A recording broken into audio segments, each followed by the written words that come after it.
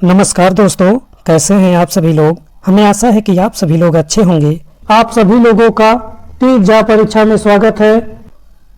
आज हम भारत के प्राचीन इतिहास के वैदिक सभ्यता टॉपिक से एमसीक्यू का डिस्कशन करेंगे, जो कि बिहार की परीक्षा के लिए बहुत ही महत्वपूर्ण है। तो आइए हम क्लास को शुरू करते हैं। तो क्वेश्चन नंबर 31 है, 30 है। पुरुषार्थ कितने हैं? ऑप्शन ए है 2 हैं, बी है 4 है, सी है 6 है, डी है 16 है। चलिए आप सभी लोग बताइए। तो क्वेश्चन नंबर 30 का ऑप्शन नंबर बी सही हो जाएगा, 4 हैं। जैसा कि हमको पता है कि ये 4 पुरुषार्थ कौन कौन हैं। तो पहला है धर्म है, अर्थ है, काम है और चौथा मोक्ष है। हिंदू धर्म में मनुष्य के जीवन को आध्यात्मिक, भौतिक और अनैतिक रूप से उन्नत करने हेतु पुरुषार्थ की आवश्यकता पर बल दिया गया है। अब हम नेक्स्ट क्वेश्चन पर चलते हैं। क्वेश्चन नंबर 31 है, प्राचीनतम वेद कौन सा है? ऑप्शन ए है यजुर्वेद, बी है ऋग्वेद, सी है सामवेद, डी है अथर्ववेद। चलिए आप सभी लोग बताइए। तो क्वेश्चन नंबर 31 का ऑप्शन नंबर बी सही हो जाएगा। ऋग्वेद सबसे प्राचीनतम वेद है। जैसा कि हमको पता है कि इसमें कुल 10 मंडल हैं, 1028 सूक्ति हैं तथा 10,580 ऋचाएँ हैं, जिसको हम लोग क्या कहते हैं? मंत्र कहते हैं। ऋग्वेद का जो तीसरा मंडल है वो सूर्य को समर्पित है।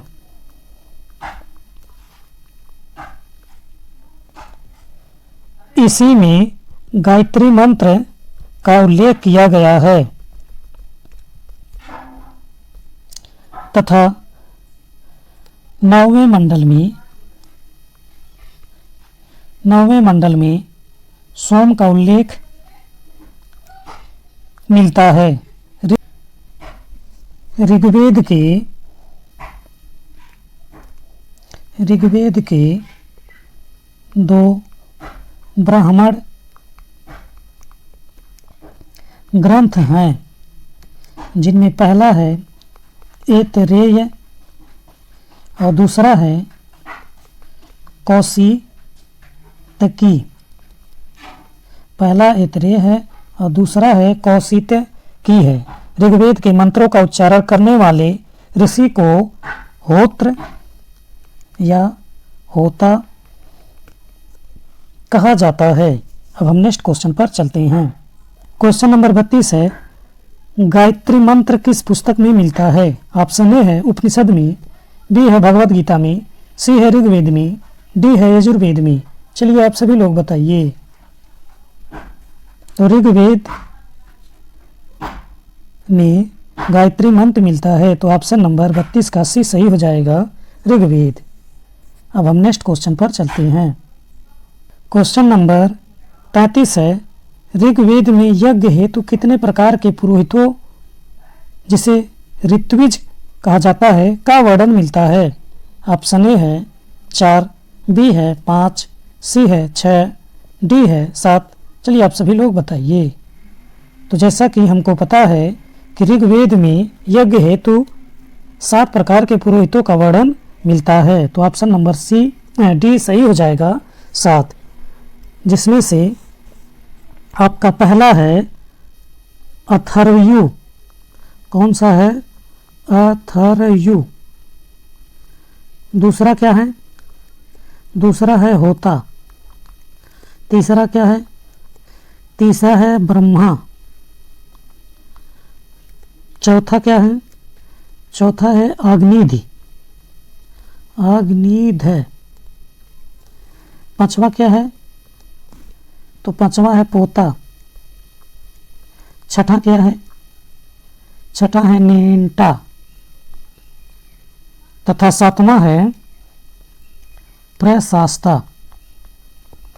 ये 7 प्रकार के यज्ञ हैं पुरोहितों के लिए। नेक्स्ट क्वेश्चन पर चलते हैं।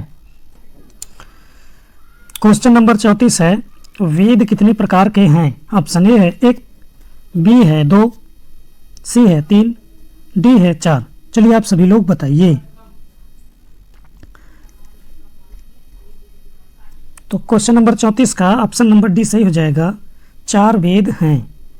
तो पहला कौन सा है? पहला है आपका ऋग्वेद। दूसरा कौन सा है? दूसरा आपका है यजुर्वेद। तीसरा कौन है? तीसरा आपका है सामवेद। चौथा आपका कौन सा है?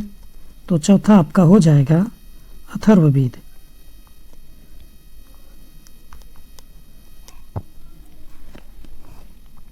ऋग्वेद में होत्र वर्ग के पुरोहित यज्ञ कुंड में अग्नि का वाहन कर वेद मंत्रों द्वारा देवताओं की स्तुति करते थे, जबकि सामवेद में उद्गाता साम का गायन करते थे। यजुर्वेद में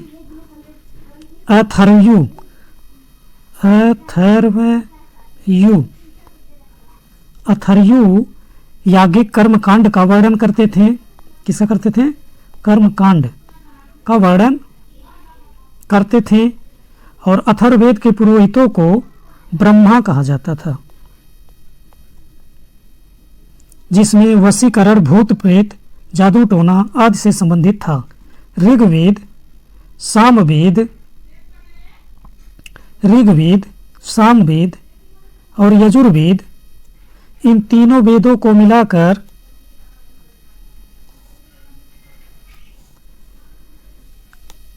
हम वेद त्रयी कहते हैं। वेद त्रयी कहते हैं, जिसमें हम जानते हैं कि अथर्ववेद सबसे नवीन वेद है और ऋग्वेद आपका सबसे प्राचीनतम वेद है। अब नेक्स्ट क्वेश्चन पे चलते हैं।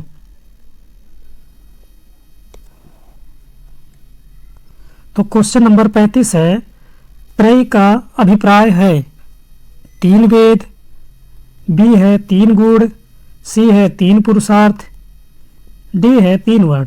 चलिए आप सभी लोग बताइए। तो त्रयी का अभिप्राय है 3 वेद। जैसा कि हम आपको बताए हैं कि कौन से वो 3 वेद हैं जो त्रयी में आते हैं। वो है आपका ऋग्वेद और सामवेद और कौन सा था? यजुर्वेद। इनको ही हम त्रयी वेद कहते हैं। अथर्ववेद,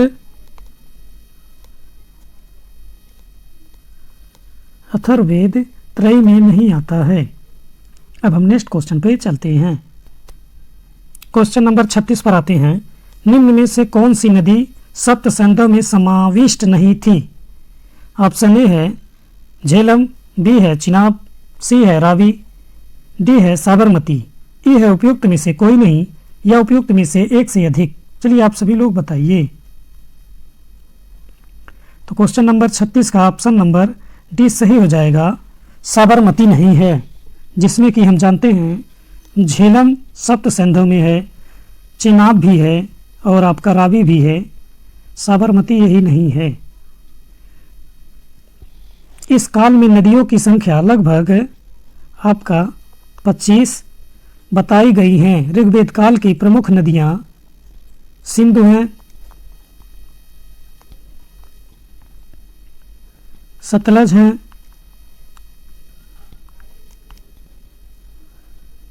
रावी है, झेलम है, चिनाब है, ब्यास है तथा सरस्वती है। प्रसिद्ध 10 राजाओं का युद्ध पारुसड़ी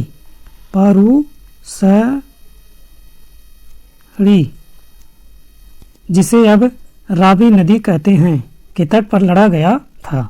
अब हम नेक्स्ट क्वेश्चन पे चलते हैं। क्वेश्चन नंबर 37 है, प्रसिद्ध 10 राजाओं का युद्ध किस नदी के तट पर लड़ा गया? ऑप्शन ए है गंगा, बी है ब्रह्मपुत्र, सी है कावेरी, डी है परसड़ी नदी। चलिए आप सभी लोग बताइए। तो जैसा कि हमको पता है कि 10 राजाओं का युद्ध परसड़ी नदी के तट पर लड़ा गया था। परसड़ी नदी को ही हम रावी नदी कहते थे। अब हम नेक्स्ट क्वेश्चन पे चलते हैं। क्वेश्चन नंबर 38 है, ऋग्वेद संहिता का 9वां मंडल पूर्णतः किसको समर्पित है? ऑप्शन ए है इंद्र और उनका हाथी, बी है उर्वशी का स्वर्ग, ऑप्शन नंबर सी है पौधों और जड़ी बूटियों से संबंधित देवतागण, ऑप्शन डी है सोम और इस पेय पर नामांकित। तो क्वेश्चन नंबर 38 का ऑप्शन नंबर डी सही हो जाएगा।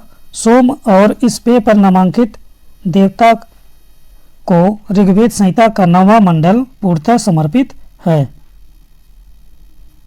क्वेश्चन नंबर 39 है, बोगज कोई का महत्व इसलिए है कि ऑप्शन ए है वहाँ जो अभिलेख प्राप्त हुए हैं उनमें वैदिक देवी एवं देवताओं का वर्णन मिलता है, बी है मध्य एशिया एवं तिब्बत के बीच एक महत्वपूर्ण व्यापारिक केंद्र को माना जाता है, सी है वेद के मूल ग्रंथ की रचना यहीं हुई थी, डी है उपरोक्त में से कोई भी नहीं। चलिए आप सभी लोग आंसर बताइए।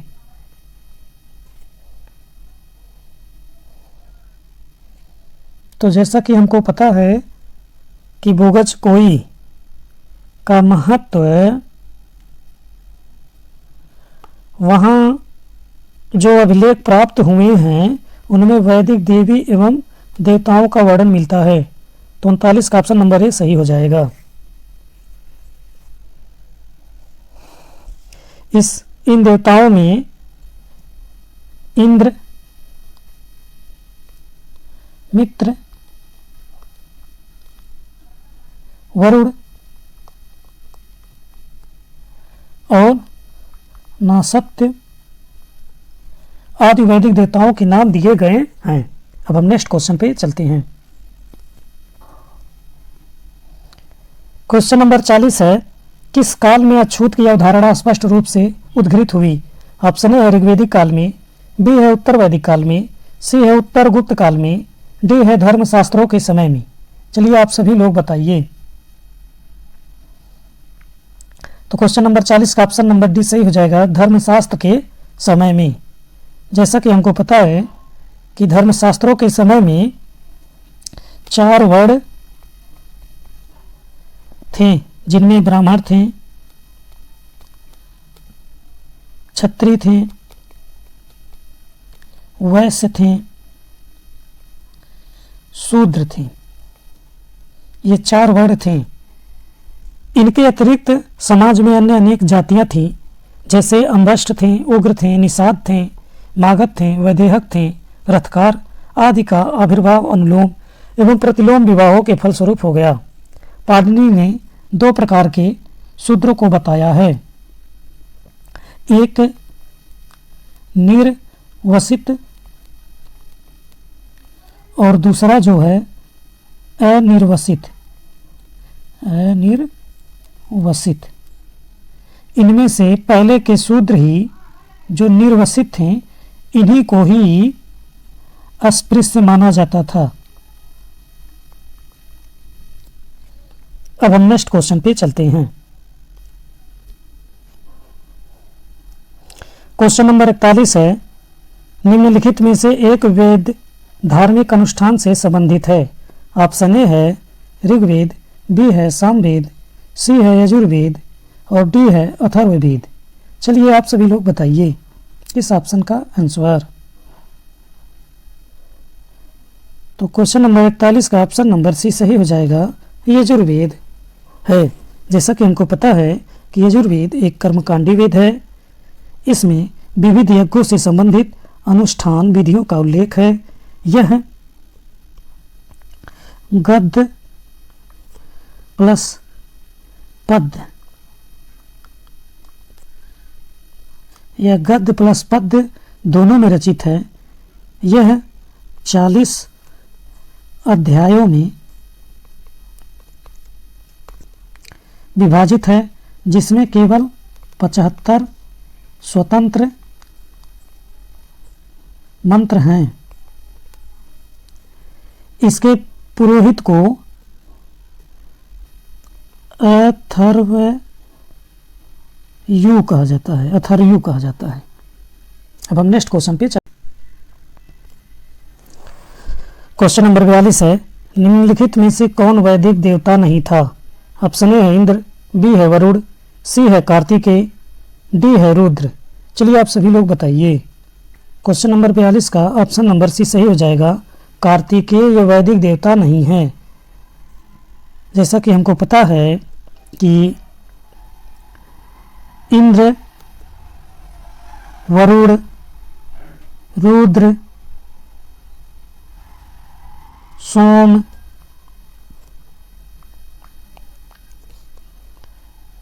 मित्र, अश्विन,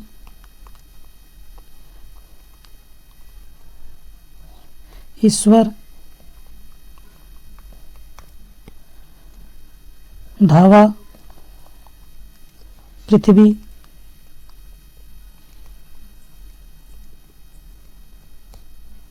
संपत्ति,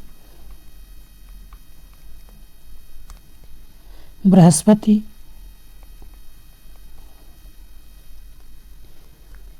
आदि भारतीय ग्रंथ वेदों में वर्णित देवता हैं, जबकि पुराणों में दिव्य व्यक्तियों और प्राणियों का उल्लेख किया गया है।